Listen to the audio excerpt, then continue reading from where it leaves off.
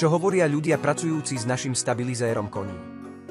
Máme tu dva názory veterinárov. V praxi stabilizér často používam pri injekciách, kedy sa nemusím už spoliehať na niekoho, kto by koňa musel držať, dokonca môžem oveľa komfortnejšie pracovať aj priamo pod koňom. Poznám ľudí, ktorí ho používali aj pri výcviku cválania. Ak máte kone, isto je to dobrá vec a je fajn ju mať pri sebe pri práci. Tu na ranči používame stabilizátor pri určitých procedúrach. Zistili sme, že kone ho vo všeobecnosti znášajú veľmi dobre. Keď použijete stabilizér v správnej forme a správnym spôsobom, je to veľmi humánna metóda na upokojenie koní a umožní nám vykonať na nich procedúry, ktoré musíme urobiť. Kedykoľvek pomôže ukludniť koňa, či už sa nakladá do prívesu, alebo sa presúva do novej oblasti.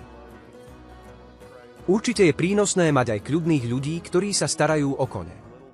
To je v podstate základ, najskôr sa postarať o kľud ľudí pracujúcich s koňmi, aby sa potom oni mohli postarať o kľud koňa.